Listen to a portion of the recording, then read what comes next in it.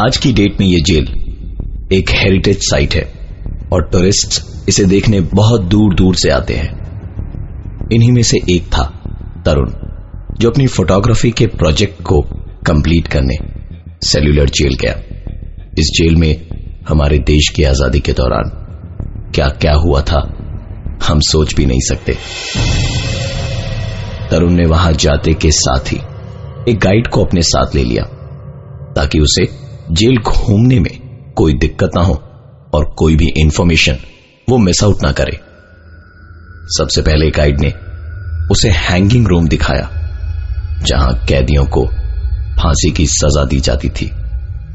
पूरे जेल के कंपैरिजन में यह जगह काफी ठंडी थी। तरुण ने वहां बहुत सारी फोटोग्राफ्स क्लिक करी और उसके बाद वहां से निकल ही रहा था कि पीछे से एक आवाज आई। पीछे पलटा तो उसे हवा में उड़ती हुई जरा सी धूल दिखाई दी। इसके बाद गाइड तरुण को ले गया टॉर्चर रूम, जहां उस जमाने के टॉर्चर को आज के लोगों को समझाने के लिए पुतले रखे हुए थे। तरुण को इस कमरे में सड़ी हुई महक आ रही थी, इसलिए उसने तुरंत पिक्चर्स क्लिक करी और गाइड से पूछा कि यह महक कैसी है। गाइड ने कहा, पता नहीं सर, चलिए इस कमरे से बाहर चलते हैं। जैसे ही उन्होंने कमरे से बाहर कदम रखा, तरुण ने एक आवाज सुनी जो गाइड को सुनाई ही नहीं दी। टॉर्चर रूम के बाद गाइड ने उसे सेल्यूलर जेल का ग्राउंड दिखाया। चिलचिलाती धूप में यह खाली मैदान रेगिस्तान जैसा बेजान लग रहा था और इसी सूखे हुए मैदान से तरुण को एक आवाज सुनाई दी, जो इस बार गाइड ने भी सुनी। यह आवाज ऐसी थी मानो कई लोगों को बेड़ियों में जकड़ कर रखा गया हो और वो मैदान में काम कर रहे हों। इस बार गाइड ने तरुण से कहा, सर, जिन आवाजों को हमेशा के लिए इस जेल ने दबा दिया वो कभी तो खुलकर सामने आएंगी ही ना। तरुण उसकी बात कुछ समझ नहीं पाया। सवाल पूछने के लिए उसने अपना मुंह खोला कि गाइड ने कहा, चलिए आपको कैदियों के कमरे में ले चलता हूं। यह कैदियों का कमरा एक काल कोठरी थी, जहां सिर्फ अंधेरा ही अंधेरा था और रोशनी और सांस लेने के लिए इस काल कोठरी की छत पर एक छोटा सा छेद बना हुआ था। यह कमरा भी फांसी वाले कमरे की तरह ठंडा था और यहां भी सुनाई दे रही थी एक आवाज, जैसे कोई दीवार को खुरच रहा हो। तरुण ने फ्लैश ऑन करके इस कमरे में भी फोटोग्राफ्स खींची और एक आखिरी तस्वीर के रूप में उसने उस गाइड के साथ अपनी एक सेल्फी खींची। तरुण अपने फोटोग्राफी के प्रोजेक्ट के लिए अंडमान एवं निकोबार आइलैंड की सेल्यूलर जेल गया। वहां गाइड ने उसे हर एक कोना दिखाया और डिटेल में उसे समझाया भी। तरुण ने एक आखिरी फोटोग्राफ के तौर पर उस गाइड के साथ अपनी एक सेल्फी खींची। होटल आकर तरुण फ्रेश हुआ और डिनर करके उसने कैमरे के SD कार्ड से सारी फोटोग्राफ्स अपने लैपटॉप में ट्रांसफर करी। तरुण के क्लिक किए हुए फोटोग्राफ्स एक अलग ही कहानी बयान कर रहे थे। हैंगिंग रूम में ली हुई तस्वीरों में तरफ था। अगली फोटोग्राफ्स थी टॉर्चर रूम की, जहां हर एक फोटो में टॉर्चर रूम में रखे हुए पुतलों के चेहरों के एक्सप्रेशंस बदल रहे थे। तरुण को अपनी ही क्लिक करी हुई फोटोग्राफ्स पर यकीन नहीं हो रहा था। उसने आगे देखना शुरू किया। अगली तस्वीर थी उस ग्राउंड की, जो उस चिलचिलाती धूप में तो बेजान दिख रही थी, पर तस्वीरों में जमीन पर काफी लोगों की परछाइयां दिख रही थी। इन परछाइयों को देखकर लग रहा था जैसे इनके हाथ और पांव बेड़ियों से बंधे हुए हों। अगली तस्वीरें थी कालकोठरी की, जहां तरुण को दीवार पर किसी के खुरचने की आवाज सुनाई दी थी और इन्हीं तस्वीरों में था उसके सवाल का जवाब। दीवार पर खुरचकर जो लिखा गया था वो सिर्फ एक शब्द था, पर उसे डराने के लिए बहुत था, क्योंकि दीवार पर उसका नाम लिखा था तरुण। इन सारी तस्वीरों का संबंध तरुण इन पिक्चर्स को क्लिक करते वक्त उसकी सुनी हुई आवाजों से कर पा रहा था। कुछ आवाजें तो उस गाइड ने भी सुनी थी। जब यह ख्याल तरुण के दिमाग में आया, उसने तुरंत अपना फोन निकाला और उस गाइड के साथ क्लिक की हुई सेल्फी ढूंढने लगा। तस्वीर को देखते के साथ ही तरुण के दिमाग में गाइड की कही हुई एक बात याद आ गई। सर, जिन आवाजों को हमेशा के लिए इस जेल ने दबा दिया, वो कभी तो खुलकर सामने आएंगी ही ना। तस्वीर में तरुण को अपने साथ कोई गाइड नहीं, उस गाइड की जगह एक पुराना अंग्रेज अफसर दिखाई दे रहा था। ये सब कुछ तरुण की समझ से परे था। वो अपने इन सारे सवालों का जवाब ढूंढना तो चाहता था, पर उसके लिए उसे रात भर इंतजार करना पड़ेगा, क्योंकि जेल अब सुबह ही खुलेगी। इतना सब कुछ देखने के बाद तरुण की नींद उड़ गई थी, इसलिए उसने नींद की गोली ली और सोने चला गया।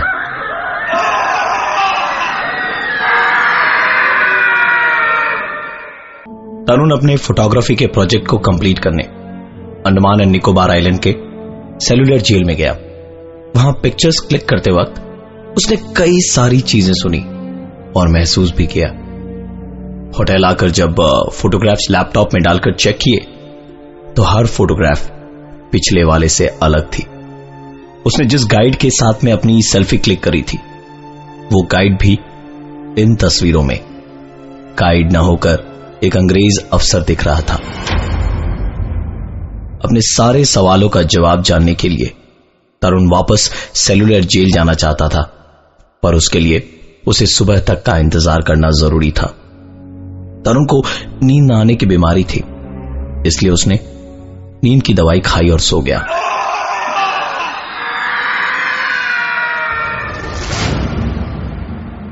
सुबह आंख खुली तो दोपहर के 1 बजे थे। अजीब सी जलन उसके पूरे शरीर में हो रही थी। आईने में जाकर देखा तो गर्दन, हाथ और पीठ चारों तरफ रैशेस थे और शरीर में दर्द भी था।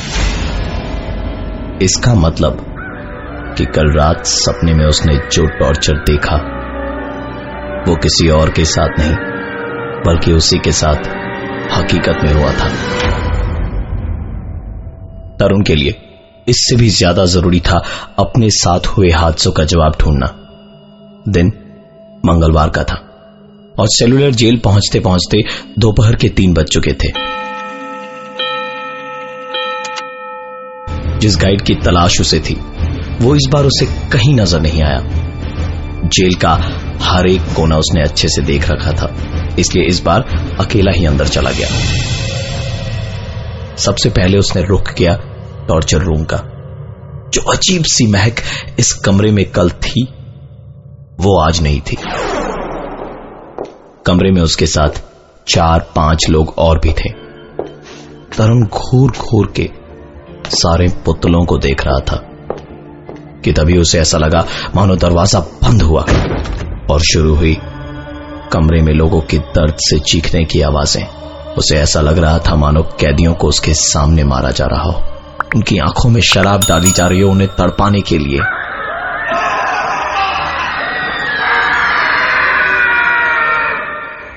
इस चीख से तरुण का ध्यान टूटा और उसने देखा कि कमरे का दरवाजा खुला है और लोग उसे घूर रहे हैं।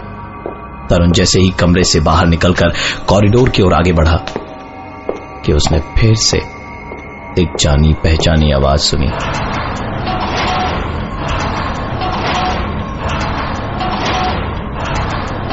इस आवाज को सुनकर वो पलटा ही था कि उसकी नजर जमीन पर पड़ी एक प्लेट पर गई, जो अपने आप सरक कर काल कोठरी के दरवाजे के नीचे से अंदर की ओर चली गई।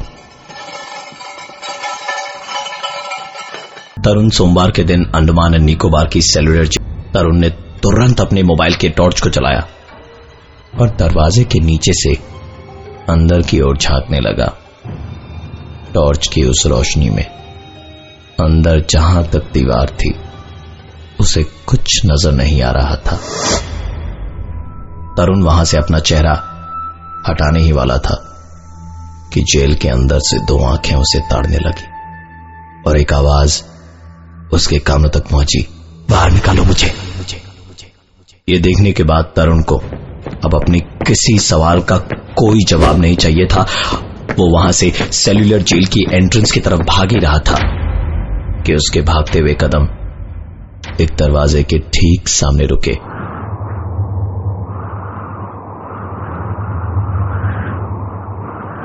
इस वक्त तरुण हैंगिंग रूम के ठीक बाहर खड़ा था और तेज हवा के साथ किसी के जमीन पर गिरने की आवाज आई।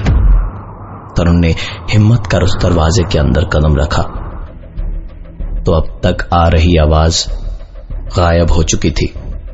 तरुण ने जैसे ही कमरे से बाहर कदम रखा, वो आवाज फिर से शुरू हुई और इस बार उसने कमरे के अंदर वापस कदम रखा तो आवाजें बहुत जोर पकड़ चुकी थी।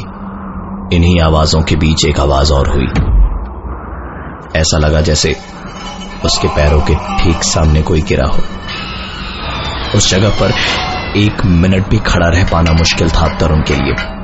वो पलटा और जेल की गेट की तरफ उसने भागना शुरू किया। इस बीच सारी आवाजों ने जोर पकड़ लिया था, लेकिन इस बार तरुण रुका नहीं और सीधा जेल के बाहर उसके मेन गेट पर आ गया। तरुण की सांसें फूल रही थी और उसी हालत में उसकी नजर वहां के एक बोर्ड पर गई जिधर लिखा था कि यह जेल विजिटर्स के लिए सोमवार को बंद रहती है। अगर ये सच है तो कल वो इस जेल के अंदर कैसे पहुंचा था।